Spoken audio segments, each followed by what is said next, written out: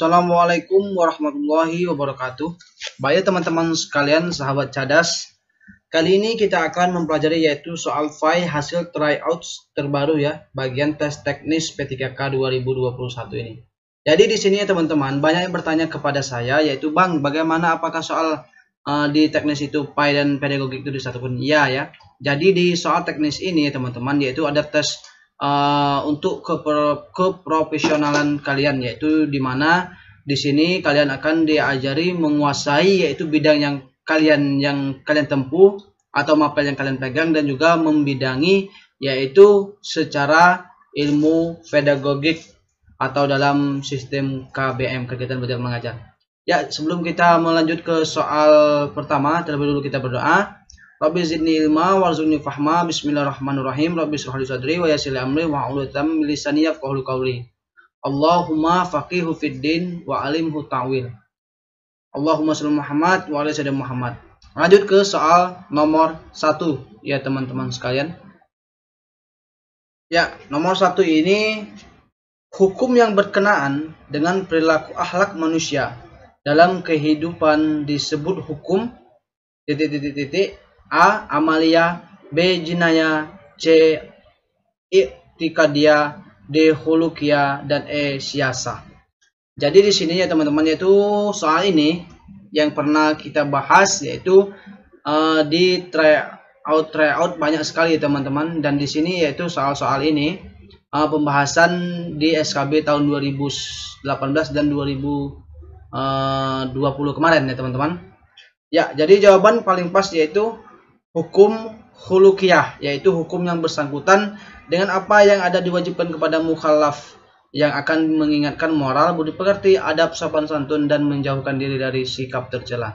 Jadi mukallaf ini yaitu khuluqiyah ini orang yang sudah terbebani seperti ya, sudah bisa melakukan hal-hal kewajiban itu ya. Terus nomor 2, istilah zihar memiliki arti A. Talak yang diucapkan dengan menyamakan punggung ibunya, B. Talak yang diucapkan 3 kali pernyataan, C. Talak yang dilaksanakan dengan cara sumpah, D. Talak yang dijalankan penangguhan, dan E. Talak yang dilaksanakan dengan cara paksaan. Jadi kalau zihar ini yaitu kita menyamai ya, menyamai yaitu suatu ungkapan suami yang mengatakan kepada istrinya, bagiku engkau seperti punggung ibuku, di saat ia hendak mengharamkan istrinya baginya. Talak ini telah berlaku di kalangan orang jahiliyah teman-teman. Jadi talak zihar ini ya, talak zihar ini keluar di tes tahun 2018 ya teman-teman, di SKB ya. Ingat sekali karena admin kemarin itu tes 2 kali ya, di tes di 2018 gagal di SKB, kalah di SKB ya teman-teman. Karena perjuangan itu memang ya teman-teman bukan secara instan ya. Jadi di tahun 2019 saya tes lagi, maka alhamdulillah lulus di tahun 2019 ini. Ini ya teman-teman keluar di tahun 2018. Saya ingat sekali yang soal-soal tryout ini yang kita review, yang kita bahas ini yaitu soal-soal yang pernah keluar di SKB sebelumnya ya, yang itu SKB 2018, SKB 2019 itu ya. Lanjut ke, jadi jawaban tadi A ya teman-teman. Lanjut ke soal nomor 3. Al-Quran berfungsi sebagai hudan, yang artinya A. hiasan, B. petunjuk, C. penerang, D. penyempurna, E. ketetapan. Jadi hudan ini ya teman-teman termasuk maksudnya yaitu petunjuk ya, dimana di Al-Baqarah ayat kedua ya, Alif Lam Mim zalikal kitabula hudal lil muttaqin ya. Hudan ini berarti petunjuk, yaitu pedoman, peraturan, juga bisa bermakna undang-undang ya. Jadi jawabannya adalah B teman-teman sekalian, jawabannya petunjuk. Lanjut ke soal nomor 4. Dalam suatu peperangan antara tentara muslim dengan non-muslim, ada kalanya terdapat pakaian, senjata, dan peralatan tentara non-muslim yang terbunuh atau tertangkap.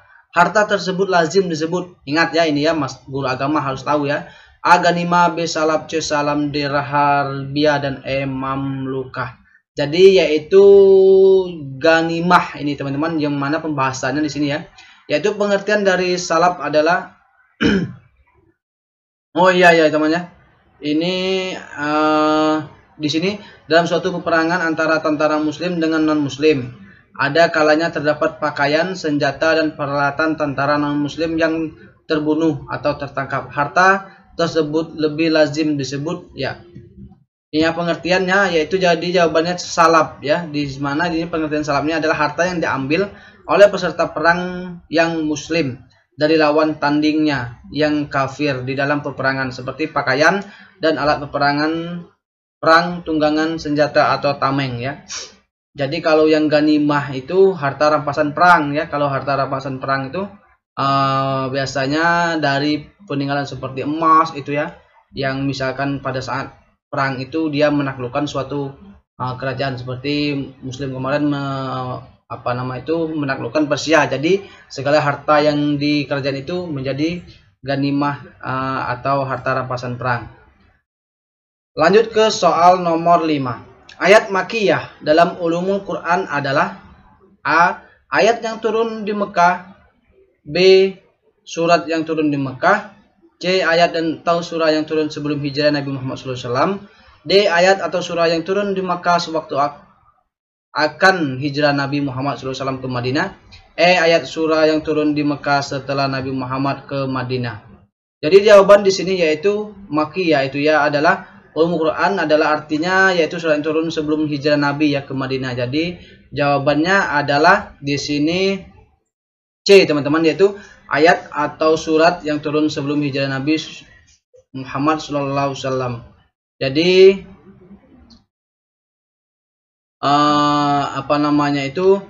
ayat Al-Quran yang turun sebelum hijrah Nabi Muhammad SAW itu ke Madinah yang turun selama 12 tahun 5 bulan 13 hari teman-teman ya. Jadi ayat itu turun sebelum Makkiyah itu yang dinamakan yaitu sebelum Nabi berhijrah ke Madinah ya. Lanjut ke soal nomor 6. Hukum yang mengatur hubungan manusia dengan Allah secara lahir ya, manusia dengan sesama manusia dan manusia dengan lingkungan sekitarnya disebut hukum. A. Amaliyah, B. Jinayah, C. Itikadiyah, D. Hulukiyah, dan E. Siyasah. Jadi di sini jawabannya itu adalah A teman-teman, yaitu amaliyah. Yang mana pembahasannya di sini hukum amaliyah itu menitik beratkan pada perbuatan, mengatur sebagaimana mestinya manusia bertindak, mencurahkan penghambaannya kepada Sang Pencipta serta menunaikan segala kewajibannya sebagai makhluk individu dan sosial. Jadi jawabannya adalah A teman-teman, yaitu amaliyah. Lanjut ke soal nomor 7. Yang dikenal sebagai tokoh sejarawan muslim modern, yaitu ingat sejarawan muslim modern Ibnu Battuta, Ibnu Rus maksudnya, Ibnu Khaldun Al-Waqidi dan Ibnu Sirin ya. Jadi kalau tokoh modern ini sering dikenal dengan ya Ibnu Khaldun nih teman-teman. Ibnu Khaldun ini lahir pada tanggal 27 Mei 1332 dan meninggalnya di tanggal 19 Maret 1406 pada umur 73 tahun. Adalah seorang sejarawan muslim dari Tunisia dan sering disebut sebagai bapak pendiri ilmu historiografi atau sosiologi dan ekonomi ya. Jadi jawabannya adalah C teman-teman. Lanjut ke soal nomor 8. Bagian tubuh yang tidak boleh diperlihatkan menurut ajaran Islam disebut ya adalah A. Hiasan, B. Pakaian, C. Gamis, D. Aurat, E. Aksesoris ya. Jadi ini pernah admin bahas juga di review tryout yang sebelumnya ya, di file kontemporer ya teman-teman, yaitu aurat ya. Yang mana aurat ini adalah bagian tubuh manusia yang wajib ditutupi dari pandangan orang lain dengan pakaian, yaitu menampakkan aurat bagi umat Islam itu dianggap melanggar syariat dan dihukumi sebagai sebuah dosa. Itu ya kalau aurat artinya pengertiannya. Jadi jawabannya adalah D teman-teman. Lanjut ke soal 9.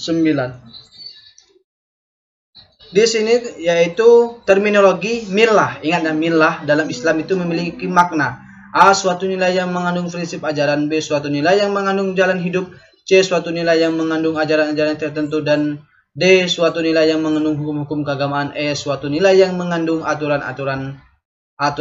Jadi millah ini yaitu merupakan pokok ya, ajaran yang tidak berubah dan menjadi pondasi dari semua bentuk syariat atau ajaran tertentu, yaitu jadi isinya adalah C teman-teman, yaitu suatu nilai yang mengandung ajaran-ajaran tertentu. Itu pengertian dari millah.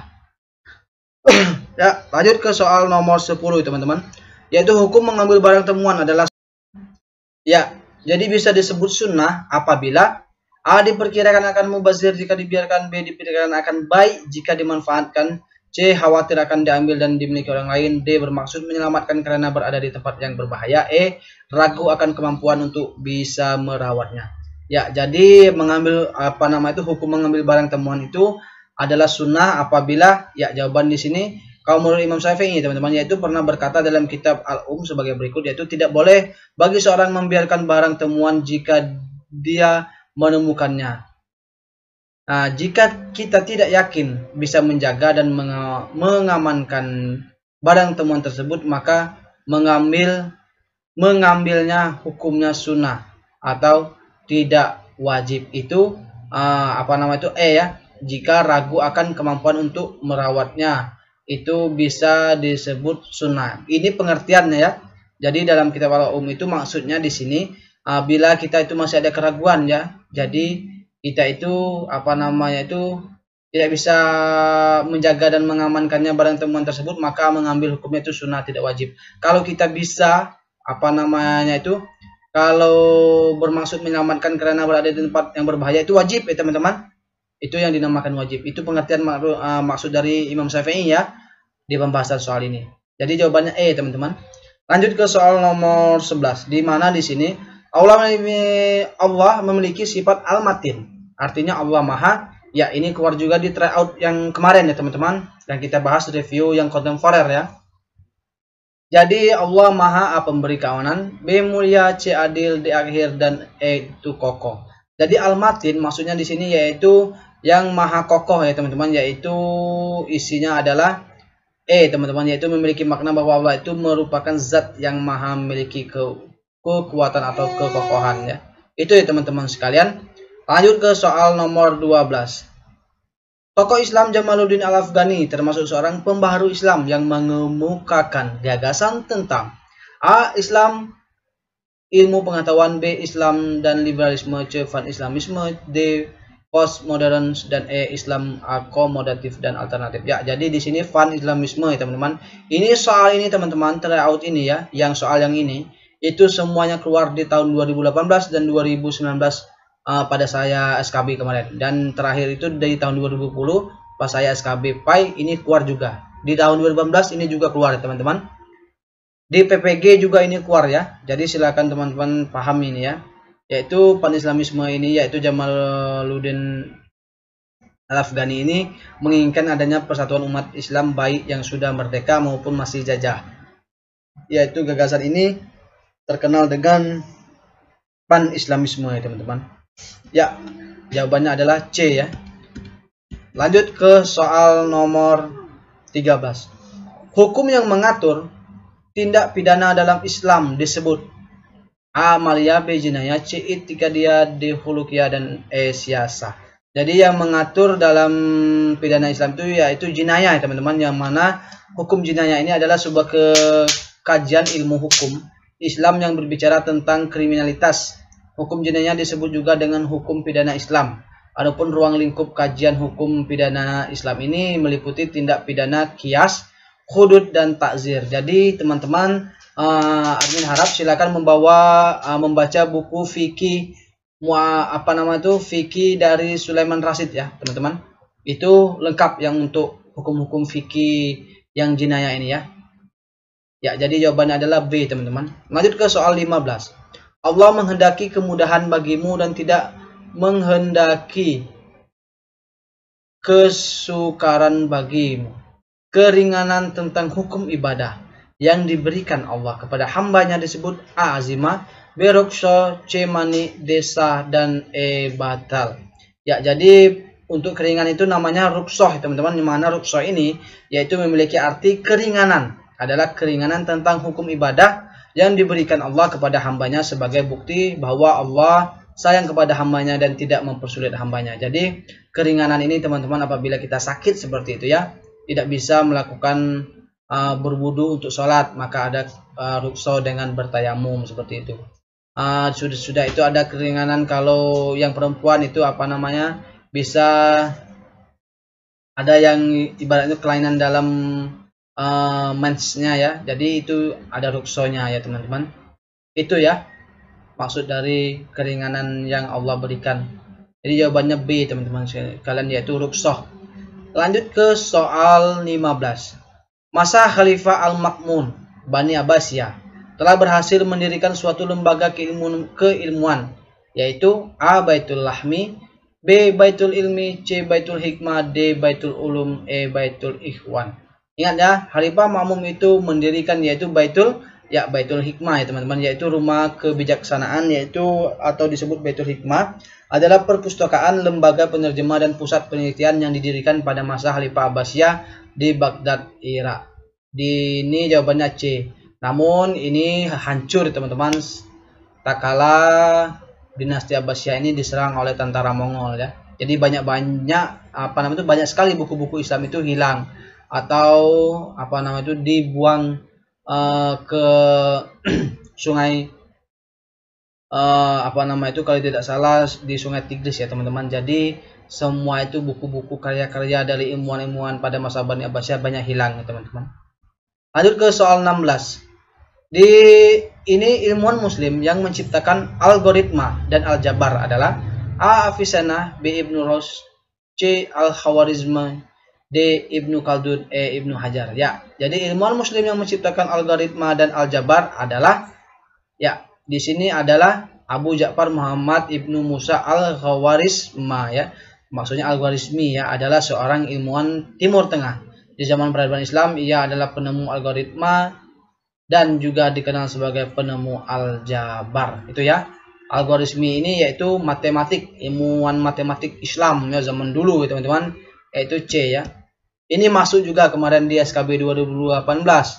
Namun di SKB 2019 kemarin, di 2020 kemarin, tahun 2019-2020 itu ini tidak keluar ya teman-teman sekalian. Cuman yang keluar tadi yang admin sebut tadi ya. Namun silakan pelajari ini juga ya, karena di tryout SIM PKB ini masuk ya teman-teman. Karena itulah admin mereview hasil dari tryout SIM PKB tersebut. Terus nomor 17 itu siapakah pendiri majalah Al-Manar? Ya, pendiri dari majalah Al-Manar itu A. Muhammad Rashid Ridho, C. Muhammad Abdu, B. Muhammad Abdu, C. Al-Tantawi, dan D. Imam Al-Ghazali, dan E. Sidi Ghazalbah. Ya, jadi di sini Al-Manar itu Rashid Ridho ya teman-teman ya.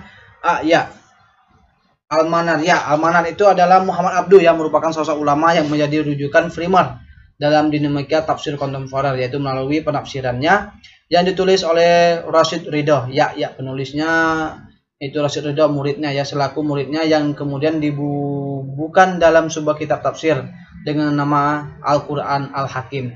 Kitab ini lebih masyhur dengan nama Al-Manar karena penafsirnya diterbitkan oleh majalah Al-Manar yang diusul oleh Rashid Ridho. Itu ya kerjasama ini teman-teman yang ini ya.